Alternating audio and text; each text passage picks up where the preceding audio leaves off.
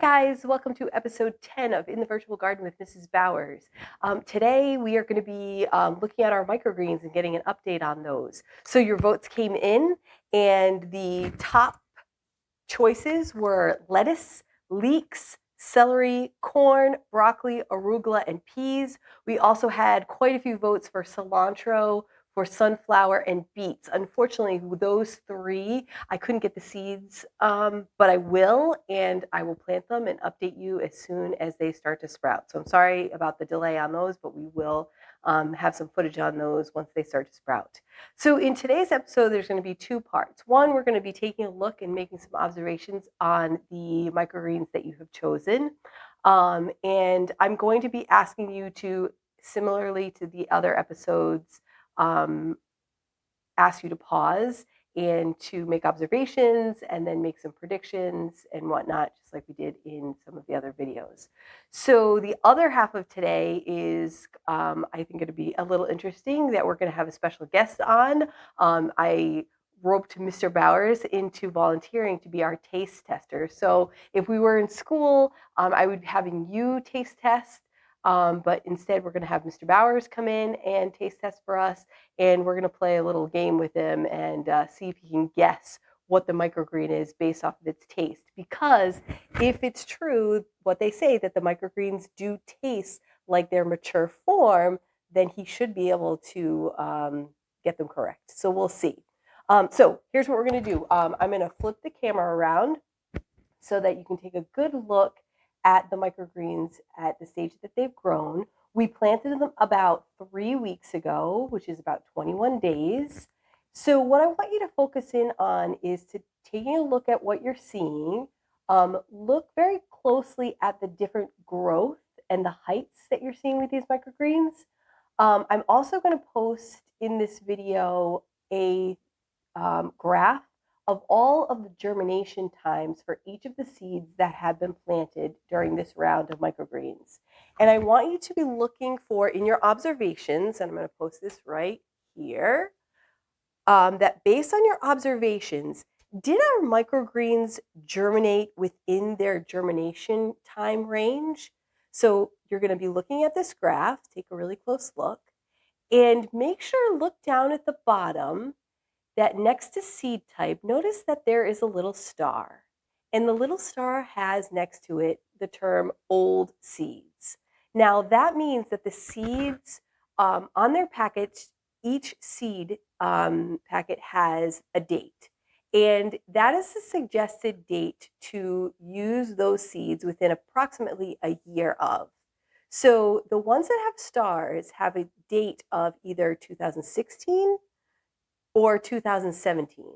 So keep that in mind when you start to look at the microgreens when I flip the screen. So take a close look at this. You can always go back to this graph because it's going to be pretty important when you're making your prediction about which microgreens actually stayed within their germination range and which did not. So here we go. We're going to flip our screen. Okay, so here we have our peas. Take a look at this. Look how high.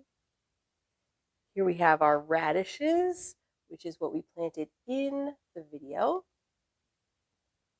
Here we have our arugula.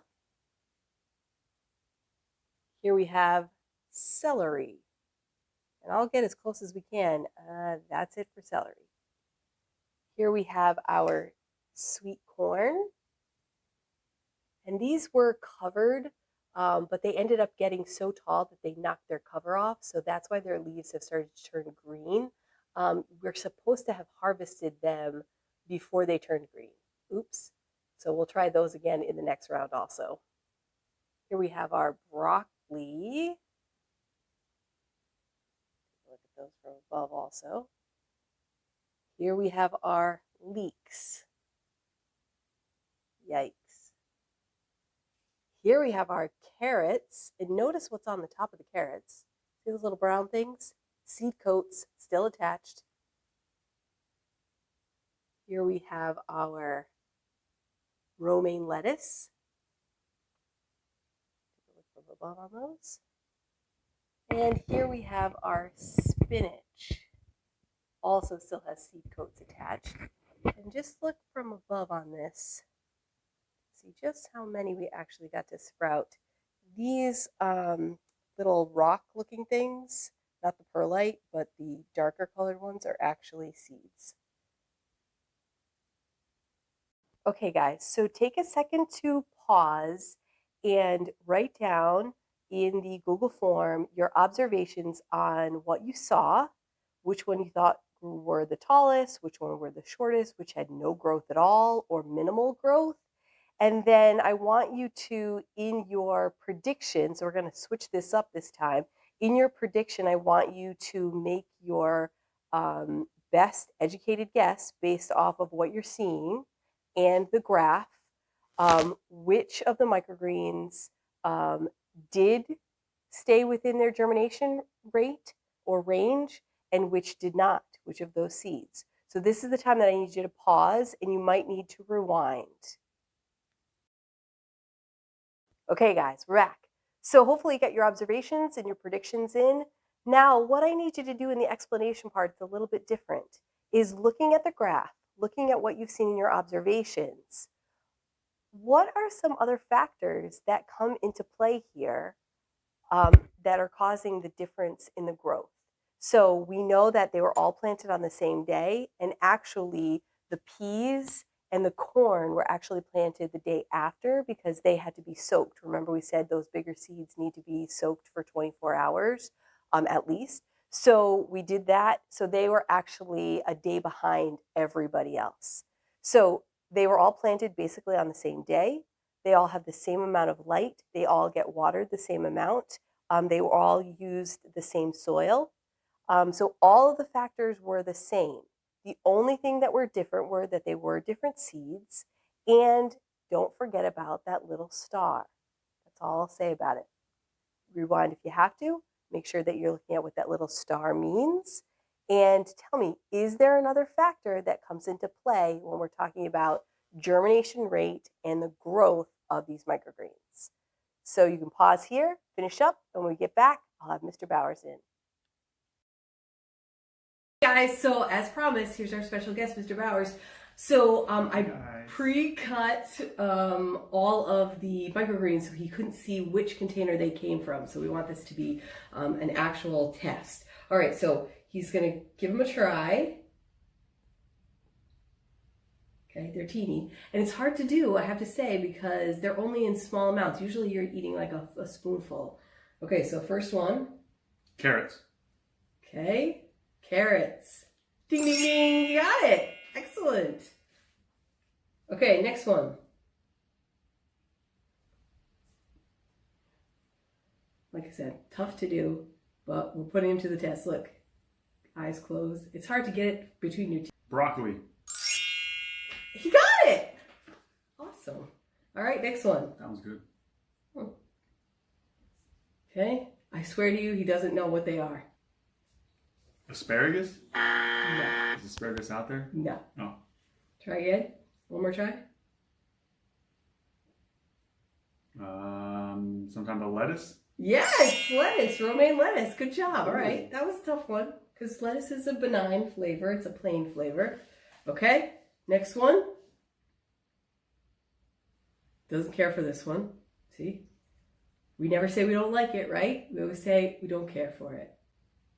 Spinach? No. One more try. I don't know. Could you describe the flavor? Does it have any spice to it? Yes, it's spicy. Spicy. Arugula. Okay, next one. One more to go. Getting his vitamins in, right? Totally packed. Probably doesn't have to eat vegetables for a week. No, just kidding. That one tastes like lettuce also. No? No. One more guess? Come on. Beans? No. Another piece.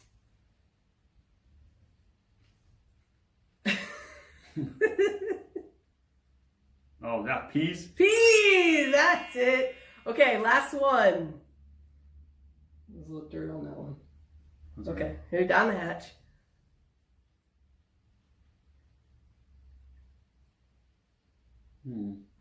That one's a spicy one also. Spicy. Ooh, that's got a lot of spice. A lot of kick.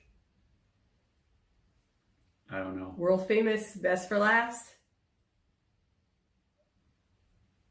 Well, I know you were going radish. Is that radish? That's radish. Thank you, Mr. Bowers. All right, guys. Thank you for having me. Yeah, it was great to have you on. All right, guys. Make sure that you fill out your Google form, and we'll see you next time. Bye, guys.